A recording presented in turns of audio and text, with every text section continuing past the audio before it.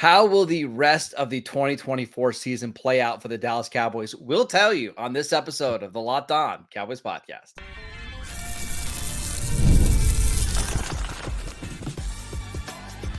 You are Locked On Cowboys, your daily Dallas Cowboys podcast.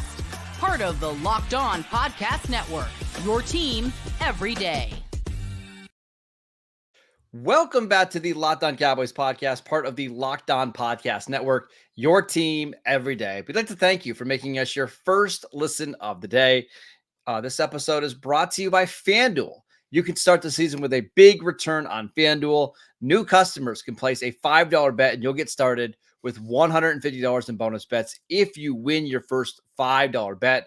Visit FanDuel.com to get started. Welcome back. I am your host, Marcus Mosher. You can follow me on Twitter at Marcus_Mosher. Joining me today, as always, is Landon McCool. You can follow him on Twitter at McCoolBCB. On today's show, we are answering your mailbag questions, and we've got some really good ones, including should the Cowboys be sellers at the trade deadline? Which guys could they potentially move on from? What's their biggest need in 2025? But Landon, let's start with this first question. There's a lot of people that want to know what our expectations are for the rest of the 2024 season. How do you see the next 10 games or maybe 14 games playing out for the Cowboys? I mean, I feel like we say this week to week, right? But it really kind of depends on exactly how things go this week, right? Like, yeah. I really do think that this is kind of the last gasp of opportunity to kind of turn this season around in 2024, right? Like, I think this game against Atlanta represents a team that, you know, likely they're going to win that division. They're going to win the South. Yeah. I mean, just as it stands right now, Tampa's situation with their wide receivers being out, they feel like they've kind of turned for the worse.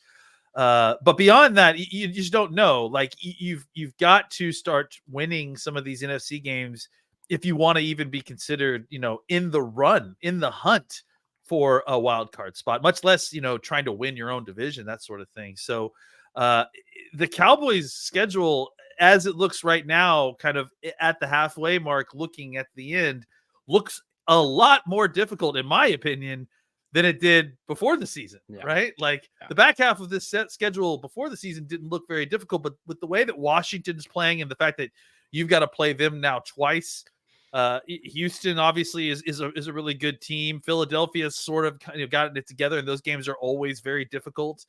You know, I think you could make an argument that Tampa is not quite the team they were earlier in the season. Obviously, Cincinnati isn't exactly the Super Bowl contender. At least they aren't playing Super Bowl contending football right now. You could say that. But outside of that, them and Carolina and New York, like Cincinnati, Carolina, and New York, basically the rest of your games are all playoff contender type teams. And that can make for a really, really rough road for this Cowboys team that's, you know, really still trying to find its way back to health at this point. So here's the way that I look at the schedule coming up. I think if you want to make the playoffs in the NFC, you're going to need to have at least 10 wins, and you might even need 11. A lot of those NFC North teams haven't played each other yet. That's right. They're starting to this week. And the same with the East, to be sure. Yes. I mean, this isn't completely over yet, but it's, you know, these games start stacking up. I think if you're going to want to, if you want to make the playoffs in the NFC, you need to have at least 10 wins. Okay. And I look at starting on Thanksgiving, Landon. I'm going to tell you their schedule. They play home against the Giants. They play the Bengals on, I think it's like 10 days rest, actually 13 days rest against the Bengals. They play New York on the 28th, and they play the Cincinnati on December 9th. So that's, you know, a big break, days. Right? Yeah. Then you play Carolina at Carolina. You play home against Tampa Bay. Obviously, they'll be without Chris Godwin. You play at Philadelphia. You play home Washington. Okay. I think there's a very good chance that you could go 5-1 in that stretch because you don't know what Washington's going to be doing in week 17. You don't know what Philadelphia is going to be doing in week 16. So let's assume they get their crap together and they go 5-1, right? You've got to figure out a way to get 2 wins over the next 4 games, right? At Atlanta, home Philly, home Houston, at Washington. I honestly believe, Landon, and we're going to get to this later in the preview, I think the least winnable game of those 4 is this week against Atlanta, right? You're on the road. I think you're probably going to be without Micah Parsons and probably Deron Bland at least one more week. You get to that Philadelphia game and you get those guys back. I think you have a good chance, but you need to somehow cobble together at least 2 wins over the next 4 weeks to give yourself a chance. Yeah, and it's a tall order. I mean, it's a really difficult schedule, and Atlanta is not the Atlanta that of recent memory. This is a team that has finally kind of found its way a little bit on offense. All those playmakers maybe starting to kind of show up a little bit. The good news is that we're not facing Kirk Cousins in Kirktober. That has finally ended. But I've heard from very good source, good buddy Aaron Freeman, that Kirk Vimber is apparently a thing as well. So we need to be forewarned about that. So yeah, I don't disagree. This is a difficult game. This is a game that the Cowboys, I think that they need to win this. I mean, obviously statistically and playoff angles and all that stuff, but I think they need to win this. Emotionally, like because I agree with you. If they go to 3-5, while I think they could bounce back, I think it would be too mentally hard for them to do it. 3 straight losses too, with a bye in there in between. Like that's a month of losing. Like that's not great. So yeah, I just think that they need to. And I think the other thing too is they need to prove to themselves as well that they can turn this around, because we keep talking about this hypothetical, them turning around and kind of figuring things out. But at a certain point, like that just isn't going to happen, like it just isn't going to develop. So they are running out of runway to kind of turn this thing around a little bit. Listen, there were some things you were encouraged about at San Francisco at certain points, but like you need to still see a lot more before you're ready to like even being concerned about this team and their postseason play. And that's why I think if I'm giving my prediction on how the season goes, I think they're going to go like 1-3 in this stretch. And then at the end of the season, start racking up some wins against teams that just are out of it, right? The Giants, I think the Bengals will be done by then. The Panthers are already out of it. Tampa Bay will be out of it. And you'll probably get to 7 and 10 wins. And it kind of puts you in the middle, which is no bueno. No. Yeah. And again, shooting for a playoff spot and then missing it is like almost worst case scenario for a team that's trying to, get better next season, because now you've just greatly decreased your draft odds. You haven't increased your playoff odds. And it's kind of the no man's land that you get concerned about when you're in the team building process. Yeah. I mean, if we're going to have one of these crappy seasons that's no fun to watch, I at least want to be rewarded with like a top 6 pick. I mean, it would be so much fun to have Travis Hunter on this team next year, but I don't want to end up at 12 and be in a situation where we're having a discussion of whether the Cowboys could take a running back in round 1. Like, that's just not what I want. Oh man, it's gonna happen. I cannot wait to just like the whole thing. Your whole face is gonna be on record. It's gonna be incredible. We're gonna play it for years when it happens. Like I know. It's a the Dallas Cowboys select Ashton Jenny, running back, Boise State. Yeah, I can't wait. Draft season's gonna be so much fun. All right, let's talk about the trade deadline, which happens on Tuesday. At the same time, something else big happens in our country, I guess. I don't know. It's going to be a day of takes. I will tell you that much. Let's talk about, could the Cowboys be sellers on Tuesday? We will get to that next. This episode is brought to you by Bilt. Listen up, renters. You ever feel like you're stuck in this loop of rent payments, just watching your money vanish into thin air? It's time to turn that rent game around and start earning some serious rewards. That's where Bilt Rewards comes in. Bilt is breaking ground as a neighborhood rewards program that hooks you up with points on your rent. Every month, pay your rent and watch your Bilt points roll in. Use your points to jet off on a dream vacation. Put your points toward a flight or a hotel stay with over 500 airlines and over 700,000 hotels and properties. You can also use your points to book fitness studio classes, redeem them toward a future rent payment. They're designed to meet your lifestyle. Pay rent hassle-free through the Bilt Rewards app. Your rent game just got a major upgrade. Bilt points have been consistently ranked the highest value point currency by the Points Guy and Bankrate. Earn points by paying rent right now when you go to jointbilt.com/LockedOnNFL. That is JOINBILT.com/LockedOn. make sure to use our URL so they know that we sent you. Join built.com/lockedonNFL to start earning points with your rent payments today. Welcome back to the Locked On Cowboys podcast. We are answering your mailbag questions, and we got several of them today. People still want to talk about this team, which is unbelievable. But Layden, let's talk about some trade stuff. Could we see the Cowboys being sellers? This question comes from Daryl. He wants to know, are there players like Jordan Lewis who could potentially be interesting to other teams around the league? Yeah, I mean, I think that there are, all kinds of players that you could be thinking about trading, and frankly, like at several different levels, right? I think Jordan Lewis is a name that is interesting, right? Because you've seen kind of that. I think this is a situation where you have guys kind of waiting in the wings a little bit, right? In some young players, and Jordan Lewis is in a sell high situation, right? Like he's about as high as his stock is going to be, and has been, frankly, for a while. So if you wanted to get an opportunity, if there's a contender out there that is missing a savvy veteran slot corner, man, I would be on the phone with the Cowboys about Jordan Lewis, because clearly he's a guy that can mix it up and could really help a team that's going on a contending run. And he's If cheap. we're That's the other thing. and he's He's cheap, really cheap.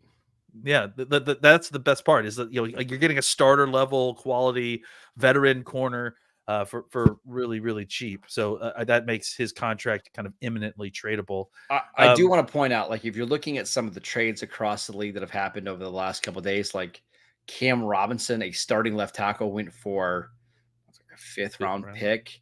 Deontay Johnson went for a fifth round pick for Johnson and a sixth round pick. Like that could end up being the difference in like 20 spots of draft capital. You're just not seeing these veterans get a lot of value on the market. So the Cowboys do trade Jordan Lewis. You're not getting a second round pick. You're probably getting maybe a fifth, and then you give up a sixth with it. Yeah, it's and that's the truth, is that it really isn't a great time to like be. I mean, if you're trying to buy for making a playoff run, it's a great time to be on the trade market. If you're trying to get assets for some of your veteran players, the market right now just seems a little bit soft. A couple of the guys that I think that kind of I think would fit that mode a little bit more. I wouldn't be surprised if they start trying to transition to more of an off-season mode. Would you consider trading someone like Cooper Rush? Like it's for a team that's got some injuries at quarterback that just needs stability. You probably won't get a ton for him, but in the kind of process of needing to create more opportunities for Trey Lance, who you've already invested heavily in, trying to get a couple of assets for this. I mean, this is probably a rebuild situation on offense in a lot of ways anyways. I wouldn't be surprised. I got a couple other guys. Yeah, please. Osa Odigizua is somebody that we mentioned. Now, what's hard about him is he's going to be an unrestricted free agent after this year. So the Cowboys know they're going to be getting a comp pick, and he's probably going to be rewarded really well. So you have to get a pick that's at least somewhat similar. Maybe you would take a fourth rounder now rather than waiting a year and whatever to get a third rounder, right? So there is some of that. I don't know if anybody would be willing to give up a fourth round pick to rent Osa for 10 games or 9 games. But I do think he's somebody that could be on the market. And then what about even someone like Eric Kendricks, right? Like if somebody just needed more veteran linebacker play, we know the 49ers had a deal in place with Kendricks. Could you flip him for a 6th round pick or a pick swap if somebody else needed a linebacker? Yeah, potentially. I mean, it really depends on how far you want to go, because I certainly think that starters are not outside of this question, depending on where you feel like this team is. You know, is Zach Martin a name that could be potentially floated here? I doubt it. I mean, he's only got a couple days left and a couple years left, and his money's pretty big. So I don't know, but I mean, just throwing that out there. Deron Bland is another name that, he's injured. He's coming back this week, but is he a name that potentially could be? Is he coming back this week? Well, he's coming. He's coming. Let's put it this way: he's coming off of the 3 week period of whatever his 2 week period of evaluation. So he's going to be on the roster. I don't know if he's going to come back this week, but depending on how serious you are about trading for assets, if you don't feel like you're going to re-sign Bland, then you could trade him for potentially pretty decent assets. So Yeah, I mean, the truth of the matter is they just don't have a lot of players that I think other teams would be interested in and it'd be worthwhile trading for Dallas. Like, I think Brandon Cooks, if he were healthy, could probably fit you a 5th-round pick, but he's not healthy. And I think the Cowboys would just like to have him back on the offense, right, to Yeah. help things move forward.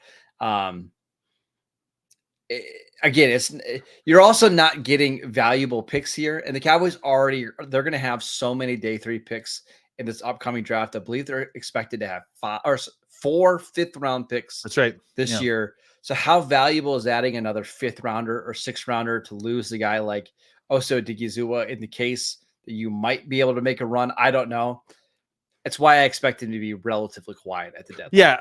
I was just going to say, we're answering the question that's asked of us for sure. But if the question ultimately is, what is the likelihood that the Cowboys trade some of these players or trade for a player? I'd say it's pretty low. Honestly, I think they're fine unless they get blown away by some deal like that, or someone's willing to give you a 4th-round pick for Jordan Lewis or something like that. Maybe, but outside of that, I just don't see the Cowboys as big enough sellers at this point that that they're completely giving up on the season, even after a loss against Atlanta. Enough for the front office to do that, right? And I certainly don't see them as buyers, even if they win in Atlanta. Maybe they trade, like I said, maybe they trade for a running back that they feel like they can get cheaply and there's a future in. But I have a hard time believing it. I could see them going out and getting somebody like Khalil Herbert, who has been healthy scratch for Yeah, Chicago the last couple of weeks. Like, hey, here's our 5th, give us back Herbert and a 7th, and we're good. Like yeah, that kind of deal where yes, the Cowboys make a move, but it doesn't move the needle at all, right? yeah. But something just to give them another look at a running back. I fully expect that. I've got one more name that I wanted to mention for you. What would be the lowest pick that you would consider trading Mozzie Smith for? I mean, what do you got? Like, I don't know. Like at this point, Like if somebody offered you a 4th, would you do it? yeah, I think so. I mean, look, I think at this point, like I haven't given up on the player yet because I think the fortunate situation, the timing of all this, the timeline of all this is frankly what we talked about before the season, just the surgery, the lack of ability to get the weight back up. There certainly is an opportunity for him to come back next year and be a much better player than he has been these last 2 years, obviously. But I'm not going to necessarily bet on it. And if someone's willing to give me a 4th-round pick for it, Yeah. I might consider it. I think I would do that as well. All right, let's talk about the Cowboys' biggest need going into the 2025 offseason. It changes for me almost every single day, but let's discuss that next. This episode is brought to you by FanDuel. Get ready to tackle the NFL action with FanDuel, America's #1 sportsbook, because right now, new customers can bet $5 and get $150 in bonus bets if you win. The FanDuel Sportsbook app gives you everything you need to place live bets on the NFL all in one place. So when you get a hunch in the middle of the game, you can check out the latest stats, view live play-by-play, and so much more on the same page where you place your bets. Just visit FanDuel.com to join today. You'll get started with $150 in bonus bets if you win your first $5 bet. That's FanDuel.com. Never waste a hunch and make every moment more with FanDuel, the official sportsbook partner of the NFL.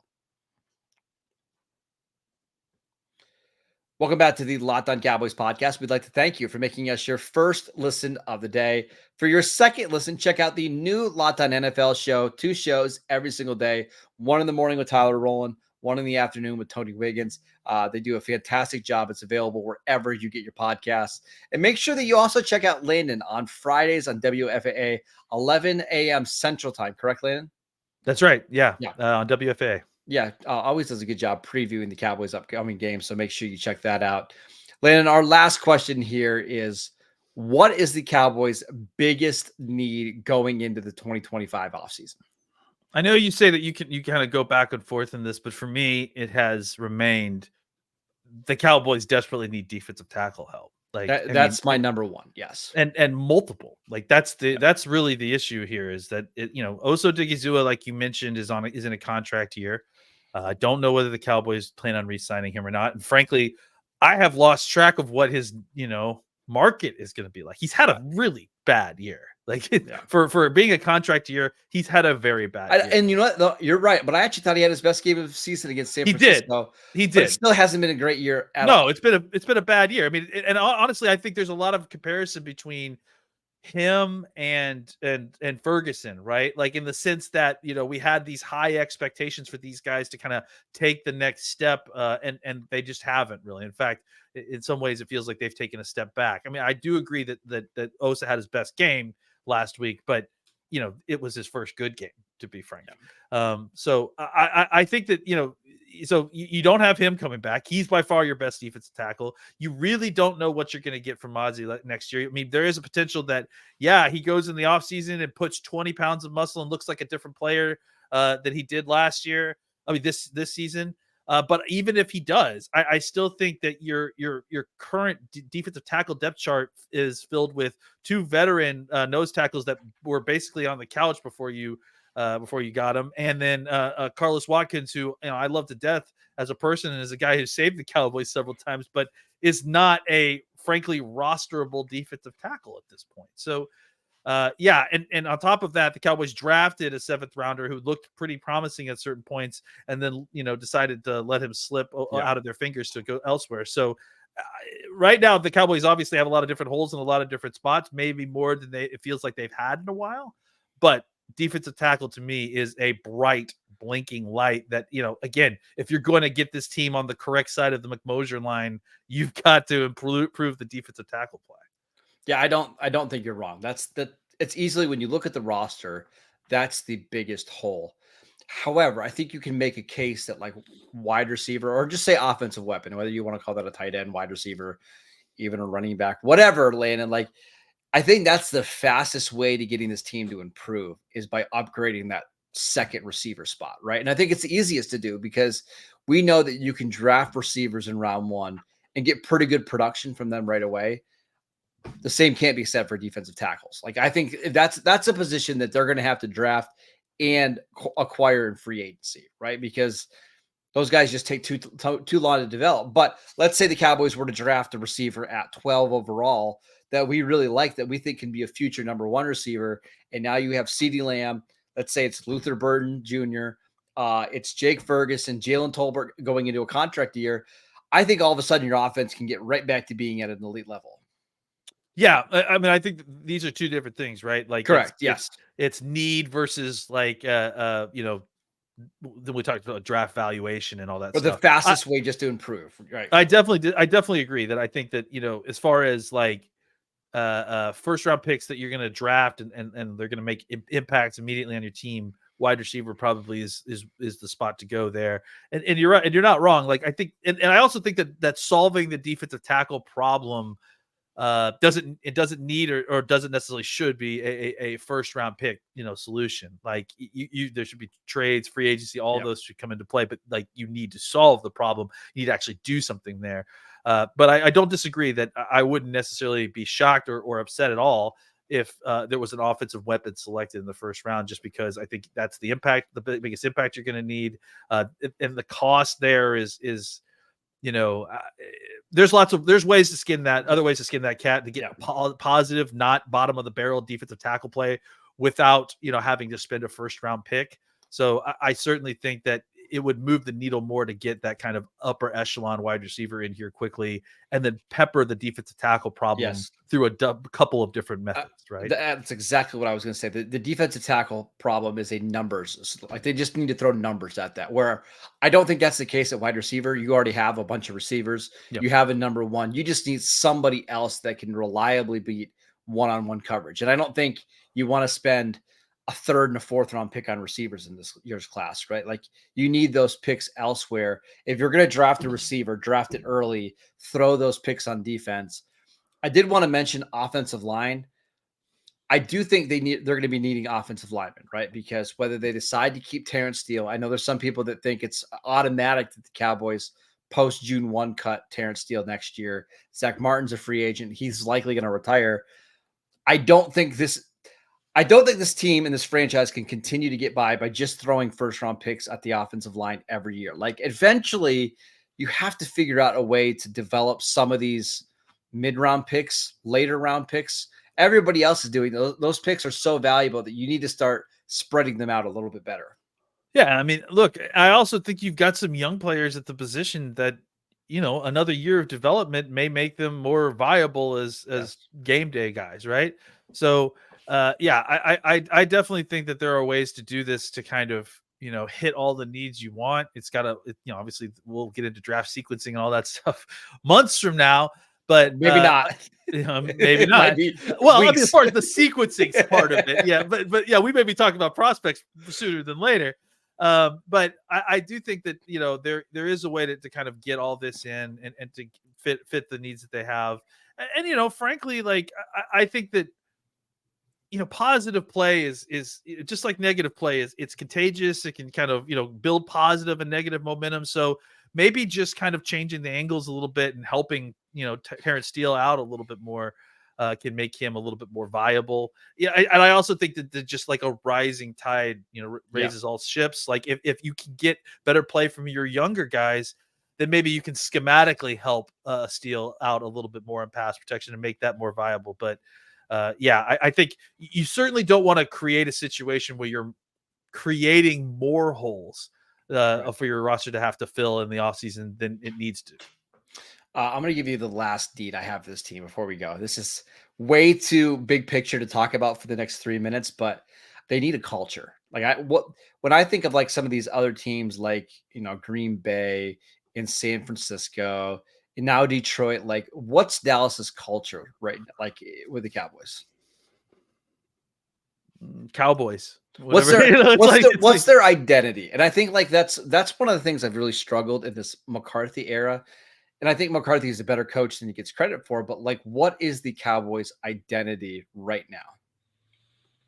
yeah, I mean, like right now they don't really hang their hat on anything, right? Like I think before when their defense was better, they were a complimentary football team. But right now they're not, and they're certainly not. The two sides of the ball are not helping each other really. And They're not a tough physical team that McCarthy likes to talk about, right? They're not a running team.